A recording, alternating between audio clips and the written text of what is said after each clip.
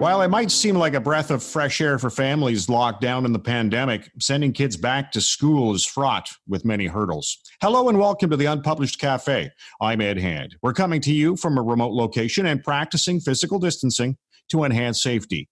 Limbo best describes the situation for students, teachers, and administrators when it comes to COVID-19 and whether it's safe to return.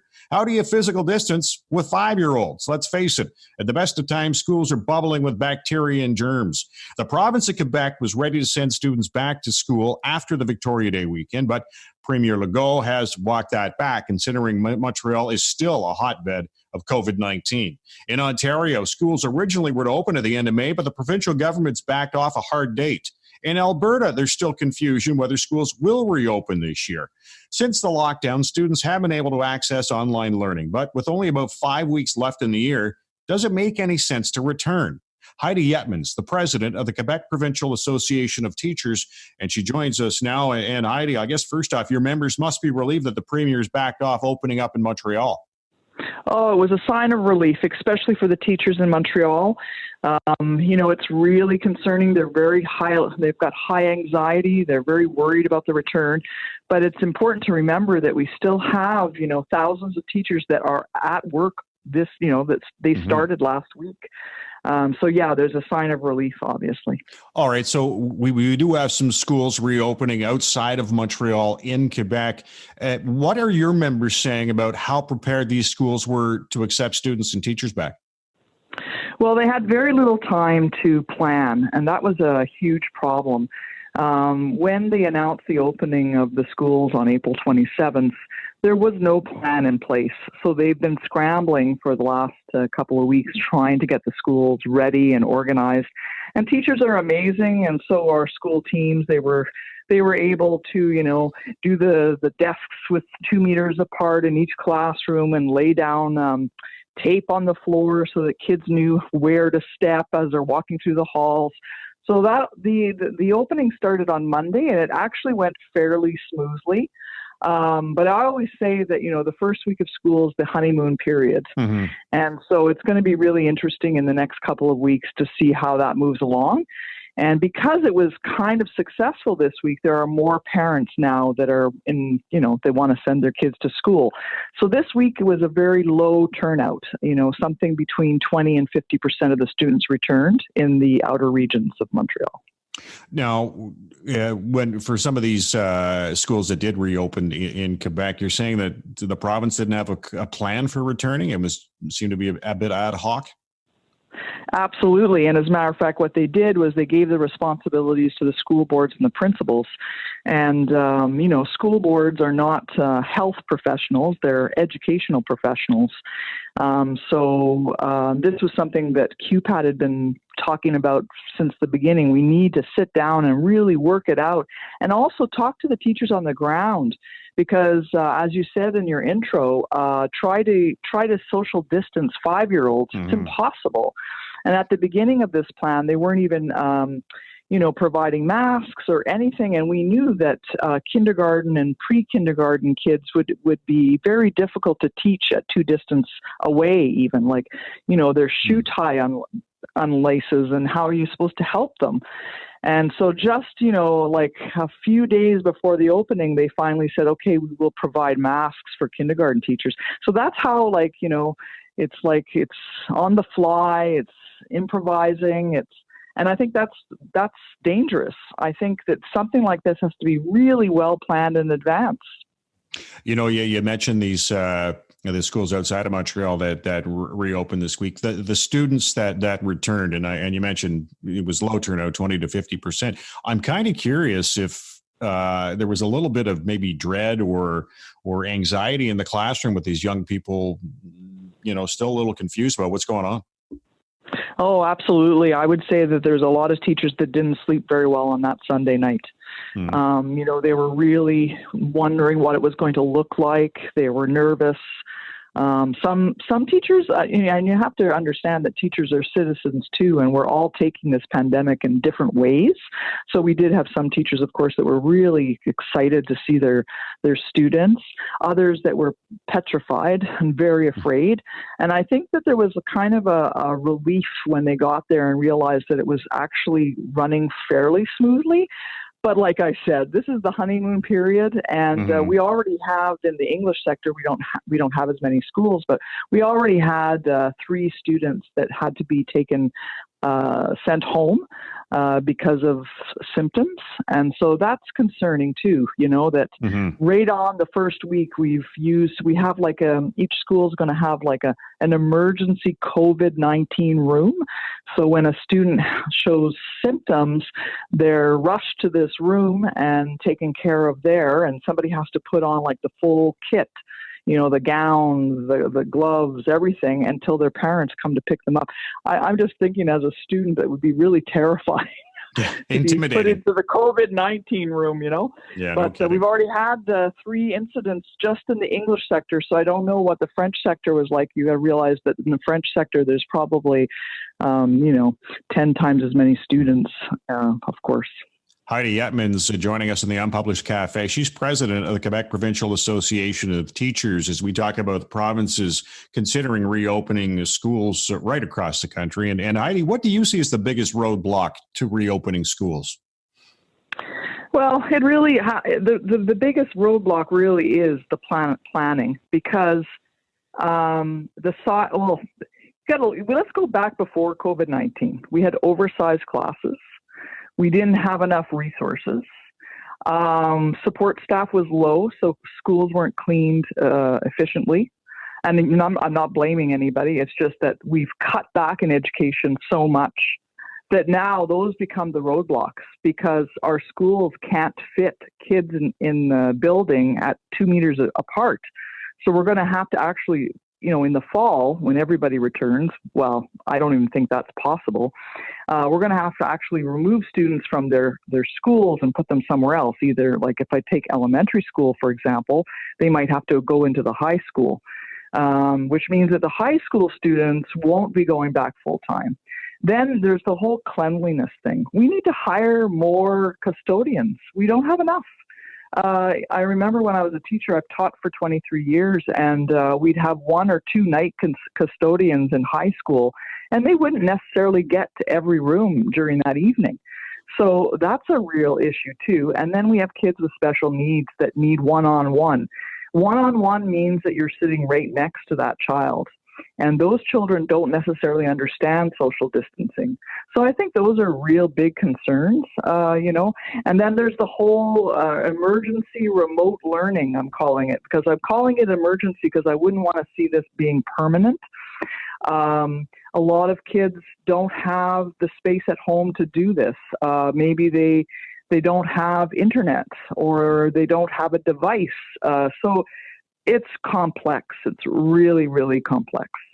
You mentioned, what it might look like returning in the fall. Like, you think it might not return in the fall. Yeah, well, especially for the high school students, I would say there's going to be some sort of hybrid between, online learning and in-person learning. Maybe, for example, that they'll spend 2 days a week at home and 3 days a week at school doing more hands-on stuff like laboratories and getting some tutorial help or something. And that's concerning. Like I said, there's a lot of kids out there that would have a really hard time learning online. Right now in Quebec, all students are doing online work, but it's kind of sporadic. And this is another problem, is that each school is doing their own thing. So depending on which school you're in, your child might be actually doing a lot of online work. Somebody else's child in another school might be doing trickles here and there. And depending on the teacher too, some teachers are very comfortable with online teaching, and others, they may have been in the classroom like me for 23 or 24 years and have never touched online work before. And now all of a sudden they're thrown into this new reality that's complex and difficult. And So it's like I said before, it's really complicated, and it's a challenge for sure. With so little time left in the school year, perhaps 5-6 weeks, is it even worth it to go back? Well, I don't think so. Not in Quebec, that's for sure. Quebec has got, more than 50% of all the COVID cases. And I'm very concerned in the next couple of weeks for some of the schools that are just outside the region of Montreal, because there's schools that just happen to be on the other side of the border of the Montreal region. But there's students in that school that actually come from a hot spot. So I'm really concerned about those schools in particular. And we're really keeping our eye on that. I really think we should have, personally, closed it all down and sat down and really worked in the month of May and June to organize a plan that's going to work in the fall. And like I said before, it's all over the place.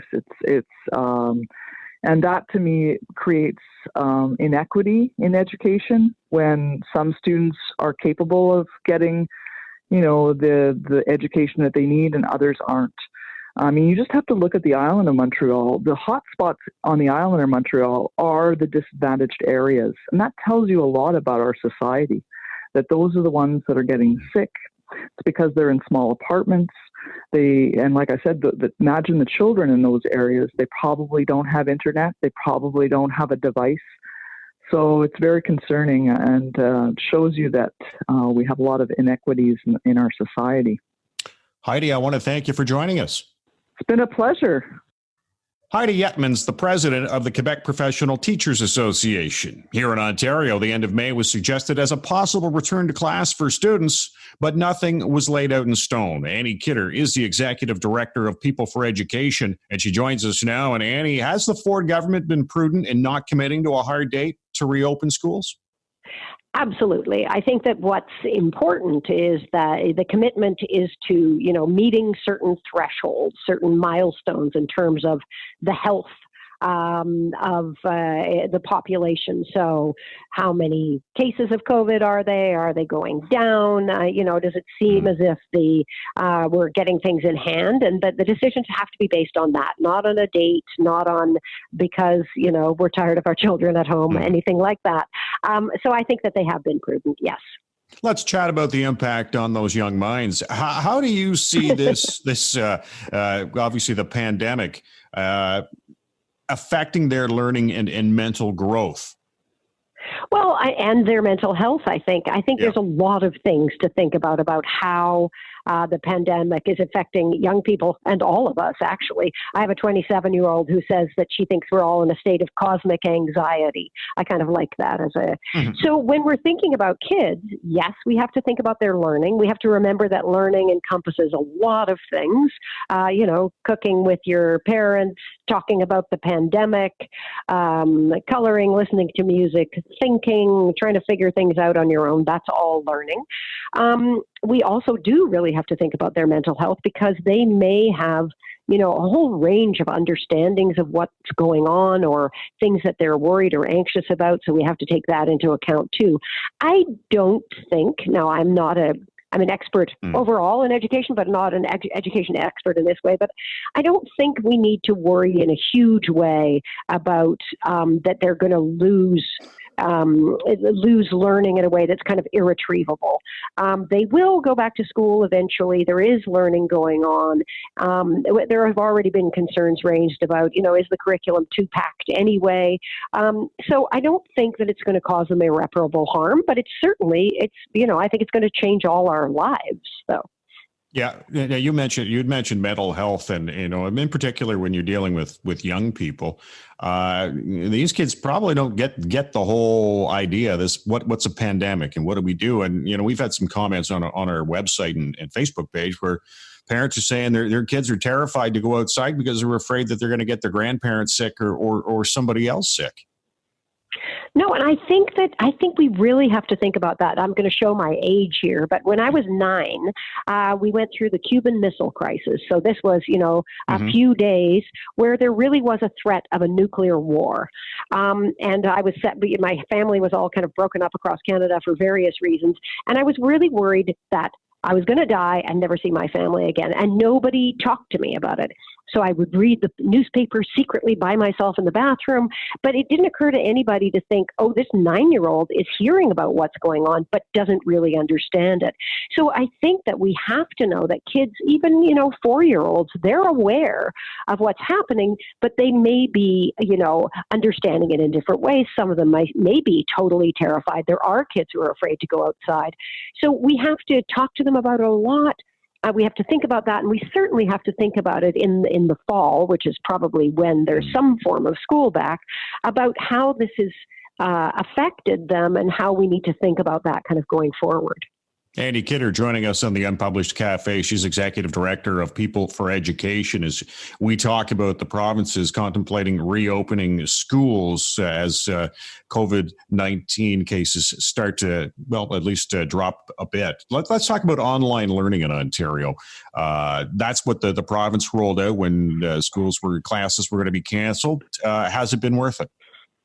Well, I think it's been worth it. I think that it's important that we know this isn't really a model of online learning. This is basically, learning in an emergency in various ways. So yes, most of it happening online. In some cases, teachers are phoning their students. There's a lot of different kinds of learning going on. This isn't what e-learning is. This isn't a model where, a kid is learning a whole course online. And I think that some of it, as far as I know and as far as I hear, has been working okay. I think it certainly made us realize, all of us, I hope, collectively, that schools are really, really, really important and irreplaceable. But on the other hand, I also hope that we're learning from this, that there are people doing research, people are interviewing students and teachers about how it's working, what's effective, because technology, obviously it's ubiquitous in our lives, and online learning's not going to go away, but it is not a replacement for school, for face-to-face interactions between teachers and students. The relationship part of school is very, very important. But I think, I hope that we've learned how to engage students online and maybe possibilities of going, now I realize I can actually integrate, 2 different courses, and I could teach this way, and I could teach part of it through using various sort of online, whatever techniques or software or methods that do engage students. So it's, there's no black and white in this, and, it definitely has made some possibilities arise. I think the other thing, though, is that it has also exposed what was always there, which is the vast differences among families. And it's not just whether they have a computer or not, but that when there is no school to kind of level the playing field, then you start to see that families are all different, obviously, and they have different incomes and different education levels, different capacity in this pandemic. Some of them have lost their jobs. Other ones are, working in essential services and can't, and have to go to work. Some of them have the luxury of, lovely big house with a yard and lots of computers, and parents who are university educated and can, manage this with their kids, or who had nannies all along, whatever.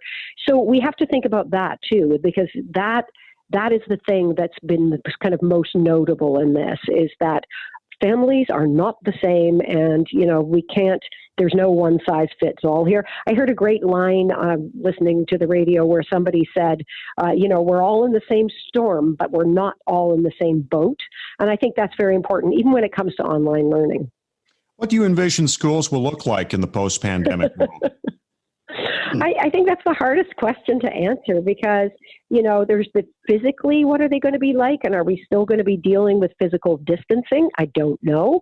I think that in terms of what they look like in a sort of bigger picture way, I hope that we are thinking now about the future as opposed to just, trying to deal with the current emergency, and understanding that it's important that we don't go back to anything, and particularly, as has happened in Quebec, that we're not going to, some kind of bare bones version of education, because we know now how, that is not education, that it's not enough. So what I really hope is that it won't look like school, not to, put down Quebec too much, but there's no arts, there's no drama, there's no phys ed, there's no real playing outside, there's no, so that it's like a really horrible version of back to the basics.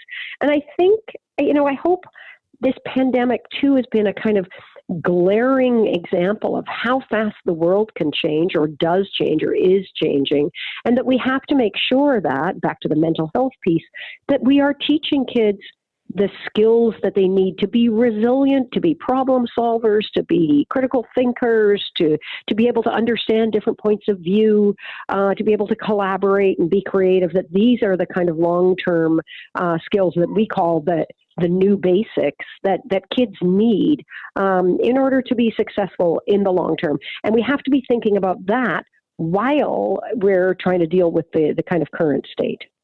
Annie, I want to thank you for joining us. Thank you. Annie Kidder is the Executive Director of People for Education, and this leads to our unpublished .vote question. Should provinces cancel the rest of the school year for students? Yes, no, or unsure. You can log on and vote right now at unpublished.vote. I want to thank Heidi Yetman, President of the Quebec Professional Teachers Association, and Annie Kidder, the Executive Director of People for Education. And I want to thank you for listening to the Unpublished Cafe. Stay safe. I'm Ed Hand.